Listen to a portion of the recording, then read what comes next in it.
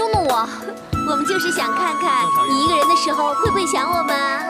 终于让我们看到你挂着马脸快要哭的样子了。我可是被大家逼着干的，不要怪我。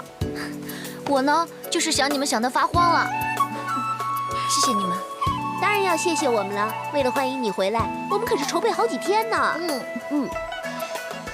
还要谢谢你们，把我从天牢里救出来。要不是你们，我恐怕就……哎呀，我们谁都知道你是无辜的，当然要帮忙了。对啊，因为啊，我们都是好姐妹，你们说是不是啊？是啊，没错。来，小凡姐吃点东西吧。大家一起吃。好啊，好，来，吃啊，来。你看看你啊，这个给你，你慢一点啊。真好吃。看来皇上的龙体已无大碍，只是气色稍有些消烦，还需再调养个10天半月。说到底，这年纪已经不轻了。皇上，不要说这种话。便是贵为95之尊，也不会有例外。你看这满园的百花，不管开得有多么灿烂，也总会有凋谢的一天。皇上，你看，这些牡丹花开得多娇艳呐，都是从渤海国进贡来的珍品。我们一起去观赏一下，走。哎呀，皇上，你看，哎呀，开得多么灿烂呐！你看，黄的、粉的、红的、紫的，啊！果然是雍容富贵，缤纷艳丽，真不愧是花中之王。哎，你看，花开寓意吉祥，真佳。是太子。哎呀，皇上，没事啊，没事啊。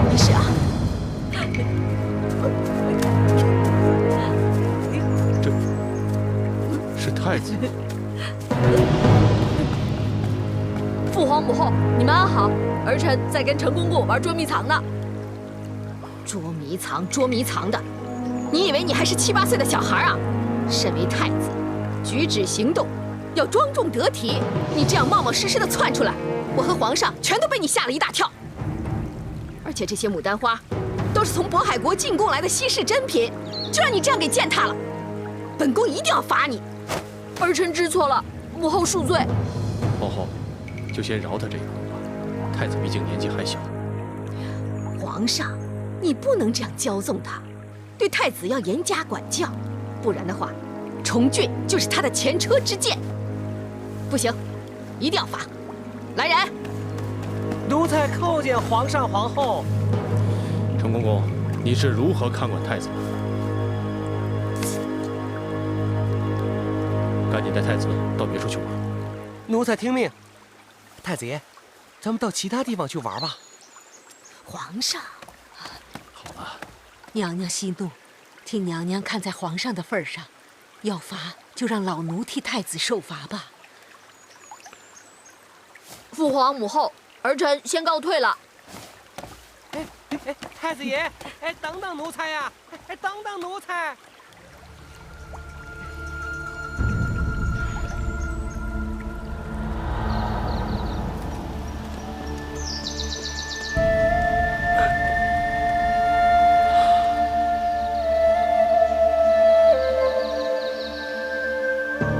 皇兄龙体出狱，本应在宫中好生静养，何以突然邀约我与皇妹到此郊游啊？朕这阵子困在宫中养病，早已觉得闷坏。忽然想到，朕已经不知道有多久没有与你们闲话家常、叙叙天伦了。正巧这几日朕的伤势已有好转，今日又天朗气清，便一时兴起，相约你们把臂同游，顺便舒展一下筋骨。原来如此，皇兄既然有这个雅兴，太平自当奉陪。可是皇兄啊，为何不让皇后与公主陪伴左右啊？皇兄看起来好像有心事。皇后与公主，还不就是因为他们两个吗？一个是牢骚满腹，整天在朕的面前借机大发慈威；另外一个是死活闹腾着要当上皇太子，终日纠缠不休。夹在他们两个中间，我哪有耳根清净的一天呢？请恕皇帝直言，皇兄贵为一国之君，为百官万民表率，岂能动辄受制于困为闺阁，见火于妇人妻女？皇兄实在要对皇后、公主多加管束，以免贻笑天下。话虽如此，但如今太子已立，皇后与公主还在为皇太女之事纠缠不休，不依不饶，全是因为皇兄迟迟未立遗诏，早定国戚之故。倘若遗诏一立，太平推想，定能叫他们平息此事，不做他想。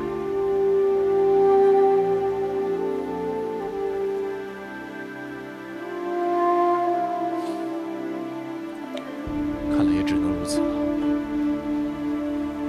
陛下，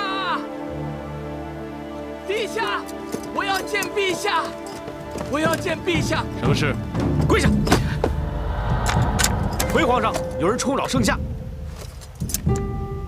胆子不小。你是何人？请陛下恕罪，微臣乃许州司户参军晏清荣。微臣虽是人微官卑，对朝廷的一片忠贞却是天日可见。冒死冲撞圣驾，只为有国事面陈，望陛下恩准。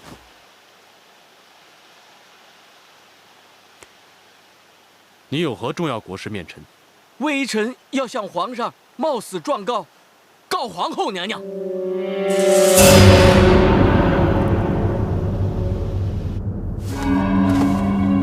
启禀皇上，皇后娘娘与安乐公主目无君上，招权纳贿，卖官鬻爵。如今朝野上下谁不知道？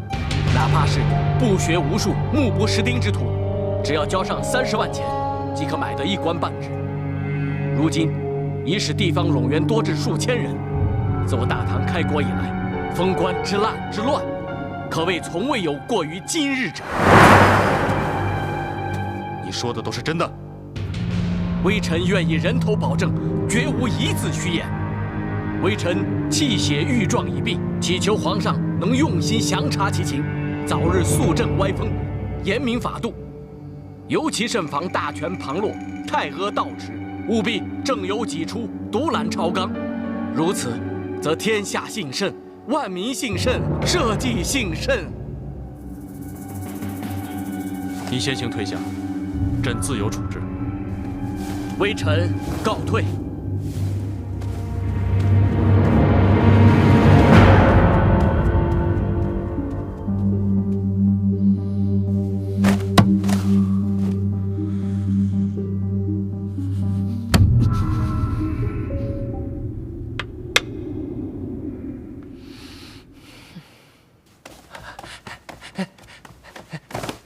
禀告娘娘，奴才刚刚从皇上那儿听到消息，说有人趁皇上出宫踏青之际，突然拦途告御状。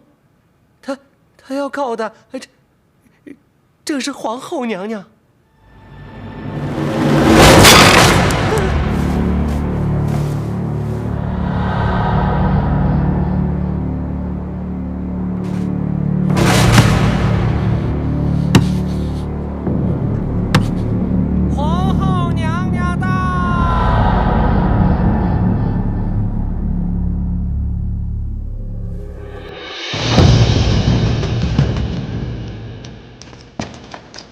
参见皇上。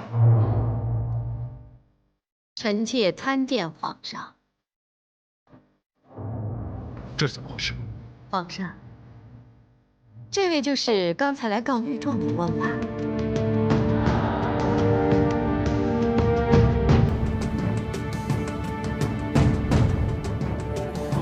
怎么才骗了不久，他就变成这样了？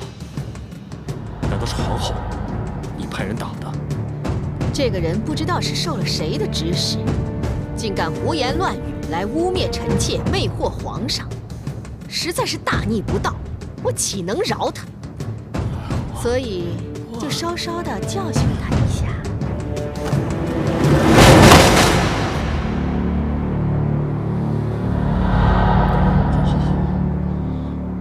怎么可以？皇上，臣妾这是杀一儆百。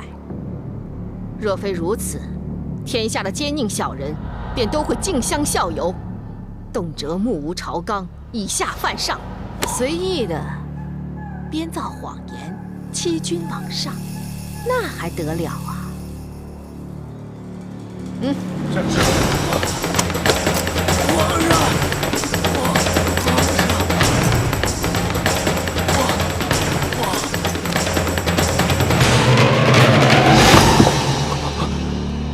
皇上，皇上保重。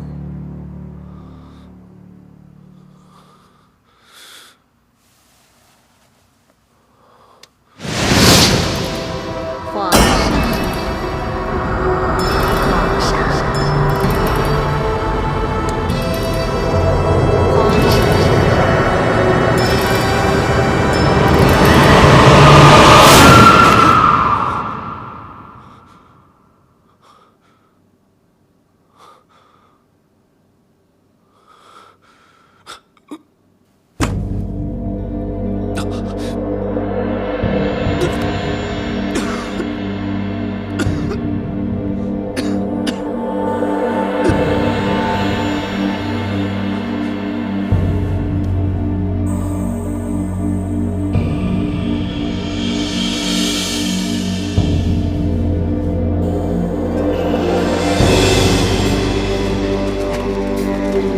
奴才参见娘娘。娘娘，皇上今日不知何故，比平日里起得都早，5更还没交过，便换上朝服，独自移驾离宫，也没说要去什么地方。知道了。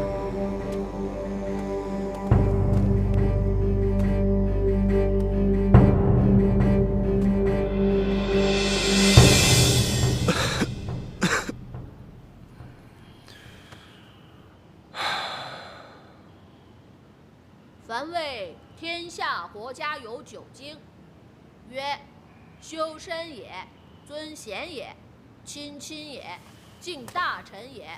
修身则道立，尊贤则不惑，亲亲则诸父昆弟不怨，敬大臣则不炫，体群臣则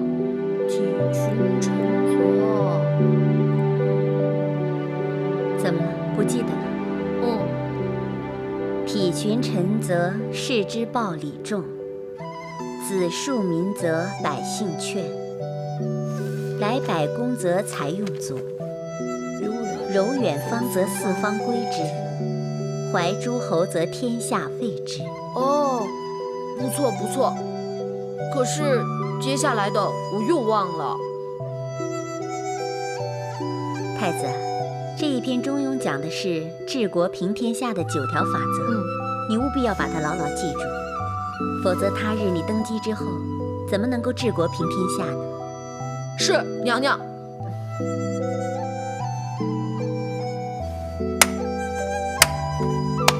参见皇上。儿臣参见父皇。平身。谢皇上。赵荣，甚好。赵荣，你是什么时候开始教导太子功课的？朕怎么一点也不知道？回皇上，臣妾一次偶然来到东宫看望太子，眼见太子终日无所事事，乏人管教，课业不免荒疏。臣妾心想，反正自己闲着也是闲着，因此往后一有闲暇，便来督促太子念些书本经籍。这真是有劳赵荣费心了。太子得到你这位名师指点，课业必然大有长进，朕可以放下心头大事了。皇上过奖了。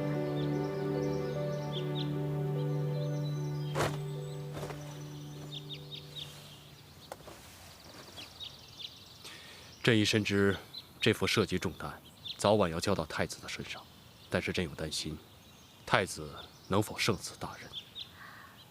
我想皇上你是多虑了。以臣妾看来，太子生性聪慧，只是少年心性未除，不免稍沾了一些怠惰习气。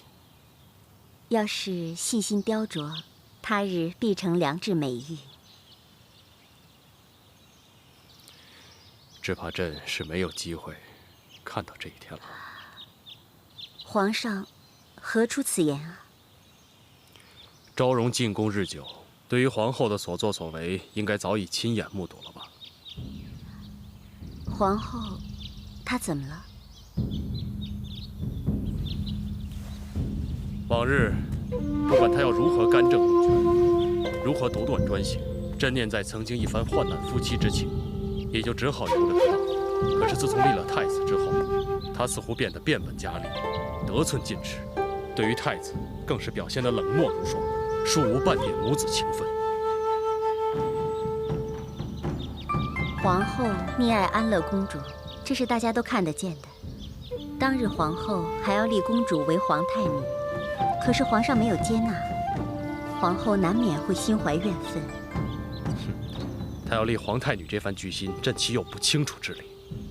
母女二人一门心思，即要效法先妣母皇所作所为，这是朕绝不能容忍之事。那皇上有何打算？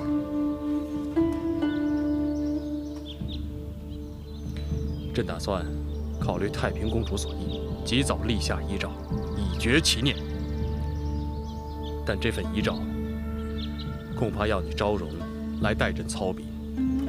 皇上，你确定要这么做吗？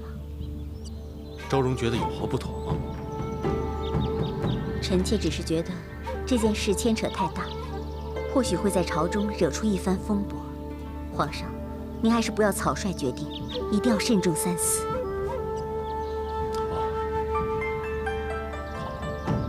那么朕再好好参详参详。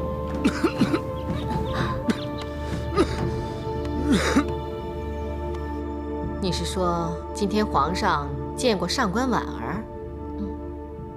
那你可曾探听得知，父皇都跟他说过些什么吗？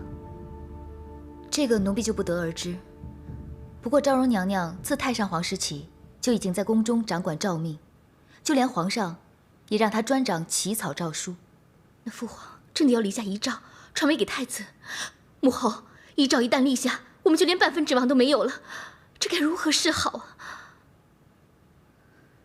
我看不如这样吧，这件事情就交给孟福去办，先打听清楚上官婉儿的心意，再想方设法把她拉拢过来，说不定还可以扭转局面呢。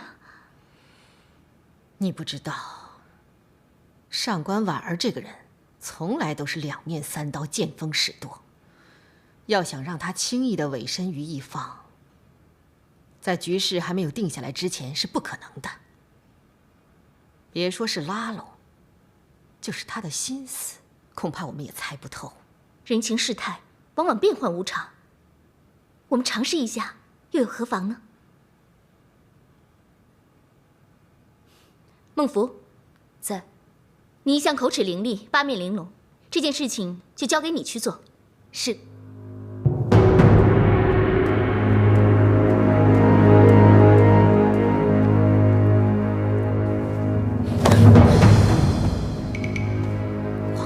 皇上，你要是真的一意孤行，那就别怪我无情了。母后，您的意思是要……休怪我不讲夫妻情分，是他逼我走上这条路的。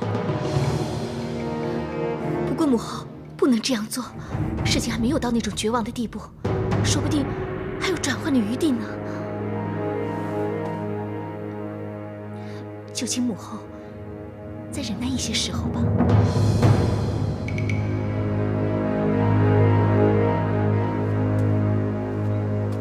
你看这花儿长得好美，娘娘所言极是，的确很美。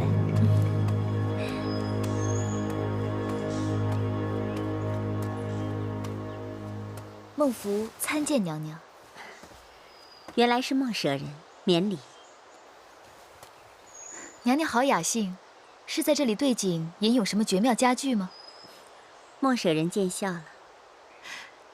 其实孟福早已对娘娘的才学十分敬仰，哪敢存半点见笑之意呢？再说，孟福自问胸无点墨，能当上这个内舍人，纯粹是机缘侥幸。如果要论真才实学，还是比不上娘娘的。孟舍人不必过谦。其实孟福早就想向娘娘讨教一下起草诏书的学问，只是怕打扰娘娘的雅兴。其实，不是讲究什么学问，也不是讲究什么骈词俐令，只要言简意赅，写得通晓明白就可以了。不过，如果是为皇上起草诏书，那可是一点都不能马虎的。可话又说回来，皇上如此器重娘娘，若是真要拟定什么要紧的诏书，还是要仰仗娘娘的撰笔大才。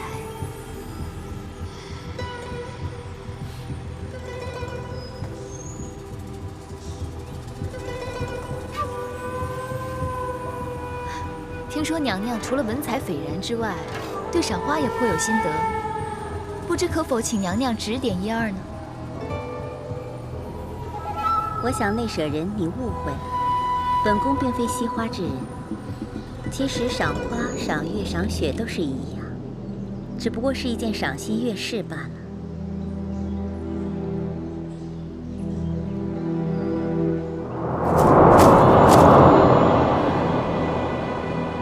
莲花复莲花，花叶何愁蝶？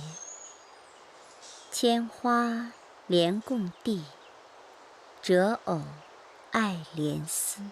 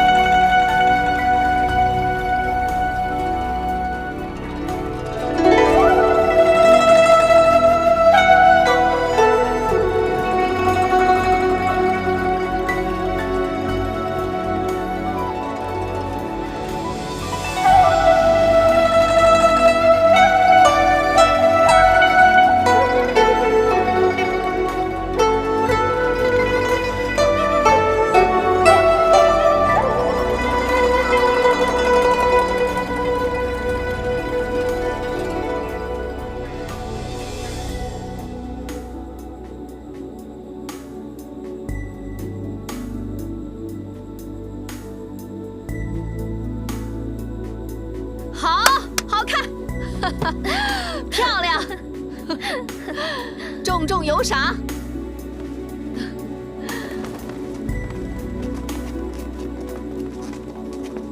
哎呀，妹妹，你觉得这新编的舞蹈怎么样啊？昭容觉得这舞蹈有点冗长了，我倒是有点乏了。哦，是吗？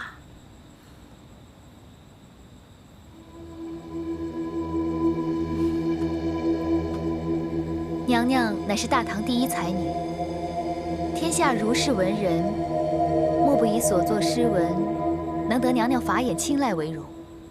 孟福的一位同僚新作了一首诗，托孟福转呈娘娘以求鉴赏。哦，快，呈上来。是。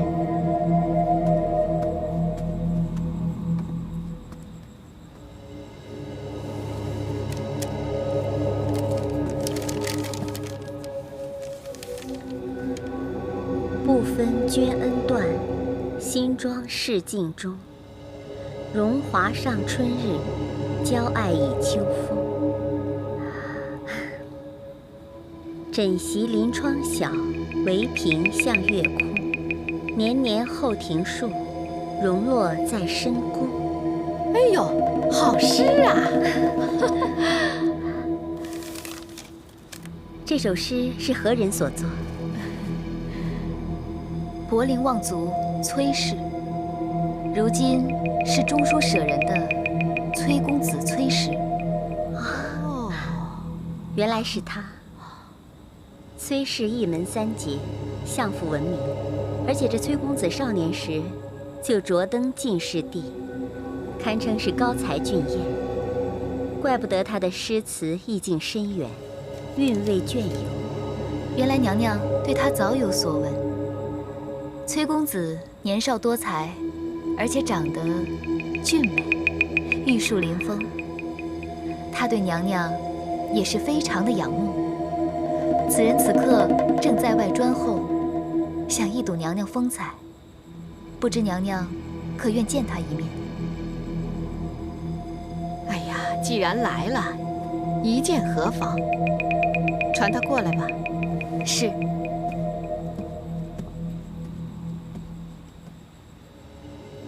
哎呀，才子嘛，当然要一睹为快了。我也早就听说过这个崔实啦。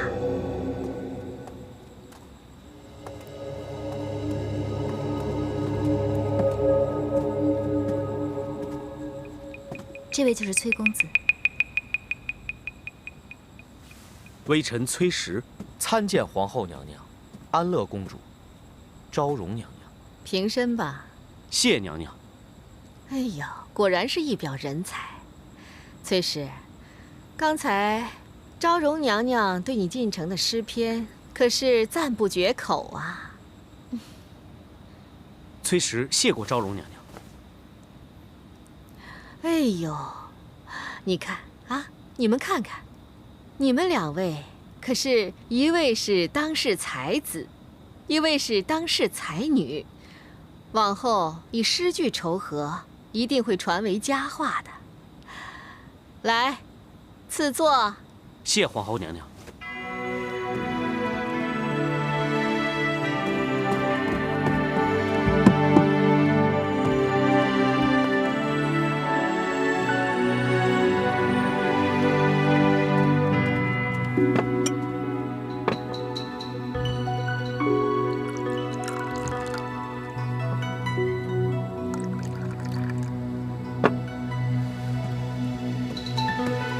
妹妹，请喝茶吧。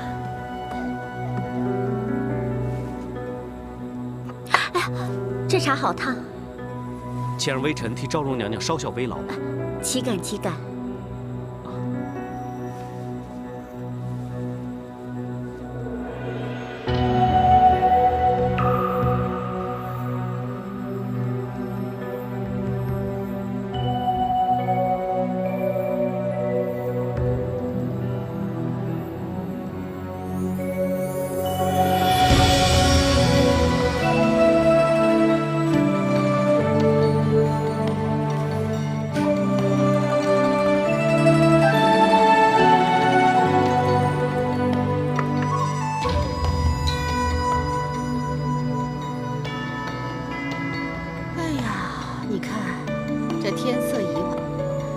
妹妹，如果觉得困倦了，不如早点回宫休息吧。那就请恕婉儿不胜慵倦，先自告退。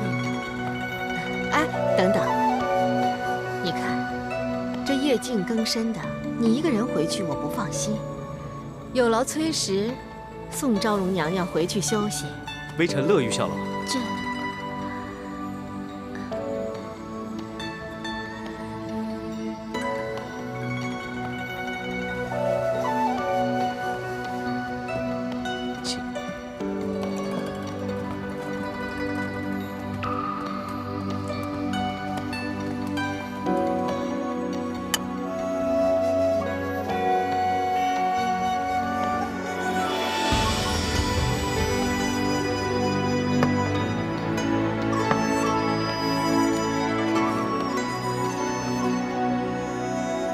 还是我来吧。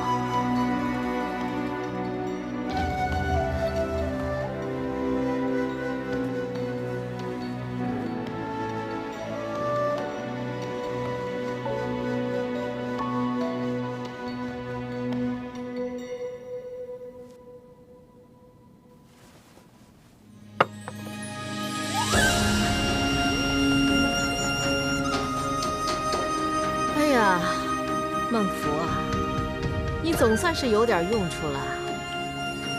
谢皇后娘娘夸奖。不过，你又是怎样知道上官婉儿如此不甘寂寞？那天孟福在太液池边，看见昭容娘娘居然为了一朵莲花，被风吹折后有感而发。千花莲共地，折藕爱莲丝。这可是寓意着藕断丝连。藕断丝连？他跟谁藕断丝连？当年太上皇在位，昭容娘娘曾与她的男宠张昌宗私通款曲。这个张昌宗素有莲花六郎的美誉。藕断丝连，莲花六郎。原来那个贱人还是对他念念不忘。昭容娘娘久居深宫，独守空位，而张昌宗容貌俊美，娘娘对其思念也是平常。不过这天下俊美的男子不只是他，奴婢以为，如果可以找另外一个俊美儒雅的男子，说不定可以打动娘娘的芳心。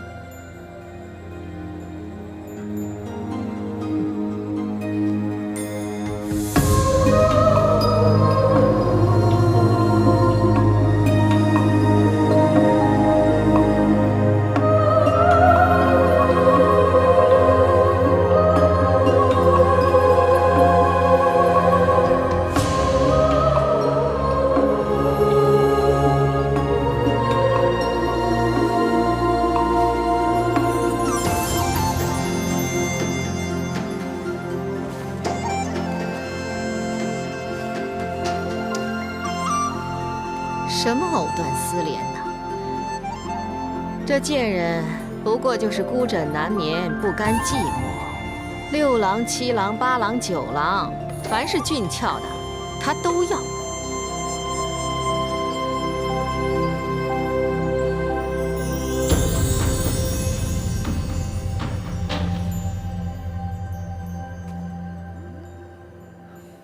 看来姑姑应该就快要到了。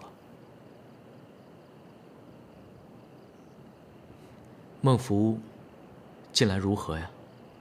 近日可有什么动静？自从那次天牢外一别之后，久未碰面。你们本是姐妹，想不到造化弄人，时过境迁，现在竟然变成了敌人。事到如今，无需多提。郡王爷，今夜聚首，所为何事？看来你我之间，除了正事之外，已无话可说了。隆基，参见公主。隆基拜见姑姑。不必多礼。你们两个这么晚过来，应该是为了皇上要立遗诏之事吧？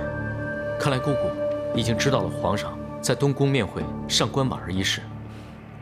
皇上终于接纳了本宫的意见，本宫总算没有白费唇舌。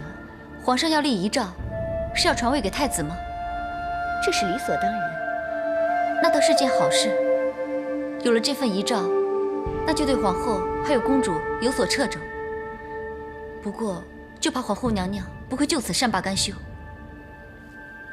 依你的估量，他们下一步会有什么举动呢？如果孟凡是他们的话，现在就会想如何拉拢上官昭容。说的有理。可是，就算他们可以想到这一步，难道本宫就会让他们早占先机吗？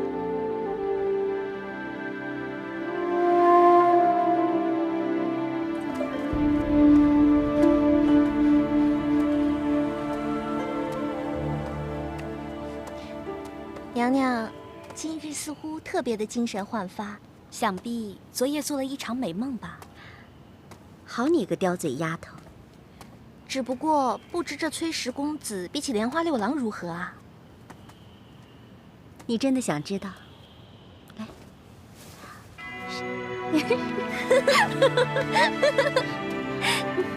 那娘娘准备如何报答皇后娘娘这番提起的心意呢？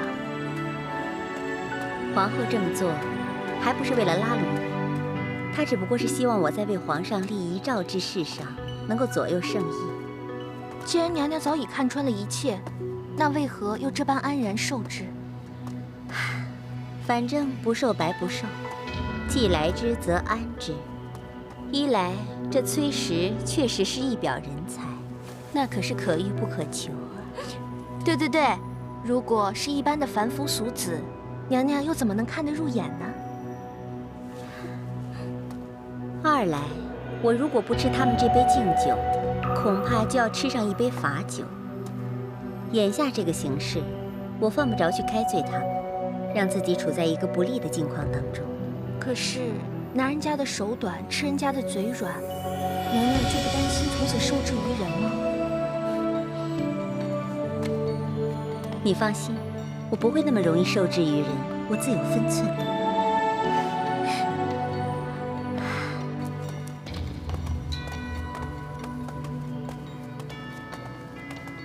奴婢参见娘娘。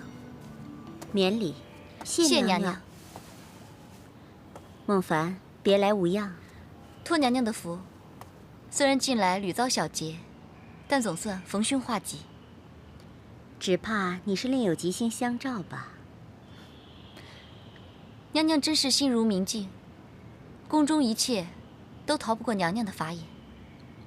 此番到来所谓何事？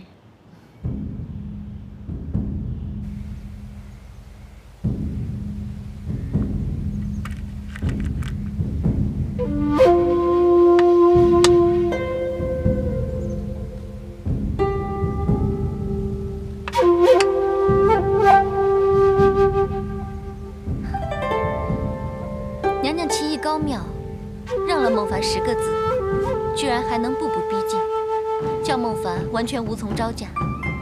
看来孟凡还是只有甘拜下风了。下棋之道，讲究操算全局，得先为要。所谓宁得一先，莫争一子。孟凡受教，但是真正要操算全局，又谈何容易？尤其是在强弱未判、胜负莫测之中，如何能观人之未见，察人所未察？那就要讲究机变。这时候就不能轻浮冒进，只宜采取手势，伺机而动。娘娘高见，看来不管是处世之道，还是棋艺之道，孟凡境界比起娘娘，实在是差之甚远。你也未必比我差，只是你已经站在太平公主的那一方，而我还是在举棋不定，立场不同，处事方法自然就不一样了。娘娘，这不是举棋不定，这叫审时度势。娘娘一向不到最后关头，从不显山露水。君子不立危墙之下，方为安身立命之无上妙地。知我者，莫若孟凡也。既然你明知此事，我不会偏帮任何一方，那为什么你还要当公主的说客呢？孟凡出身寒微，而娘娘学富五车，触类旁通。孟凡一身铜臭，生平只善于在市井街头跟市侩商贩为蝇头小利而谈经论证，是以对讨价还价之事不免略有心得，仅此而已。其实但凡买卖，首要在于待价而沽，价高者得，往往是越迟决定买主，才越易卖取高价。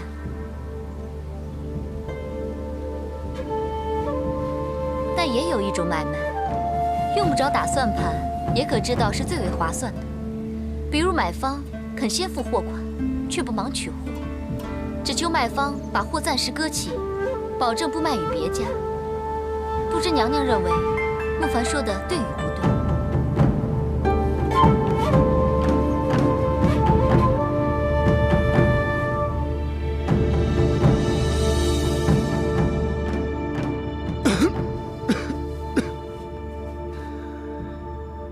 为何皇妹今日如此有心来看望皇兄啊？妹妹听闻皇兄圣体今日又复为何，所以特意过来探望。陈年旧疾而已，并无大碍。皇兄保重啊！皇兄怎么又愁眉不展？是否为皇后之事在心烦啊？不要提他了。一提起皇后，朕就头疼。关于遗诏的事情，不知皇兄考虑的怎么样？朕已经跟上官昭容谈及此事，但是昭容却劝朕要三思而后行。上官昭容慧智兰心，远见卓识，他既如此说，必有道理。何止于慧智兰心，远见卓识啊！昭容对太子更是关爱有加，无微不至，为怕太子乏人管教，还不时抽空到东宫亲自教太子读书明理。朕何其幸甚，能把这样一位贤良淑德、才貌双全的佳人纳入后宫。皇上既对昭容如此盛赞，何不厚厚的赏赐一番，以慰其劳？朕何尝没有此意，只怕此举会触怒皇后，招来皇后的妒意，到时候还不知道会闹出多大的乱子来。妹妹这儿倒是有个主意。朕愿闻其详。皇兄不是一向特许本朝的宗室子女，可以在宫外营建宅地作为别院吗？只要皇兄下一道谕旨，广施恩泽于后宫的嫔妃，让他们也享受此等待遇，然后再借妹妹的名义，后赐一所府地给昭容，这样就不怕触犯皇后之忌了。好主意，朕就依皇妹所言去办。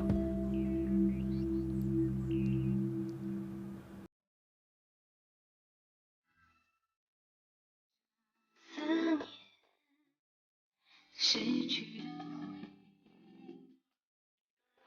守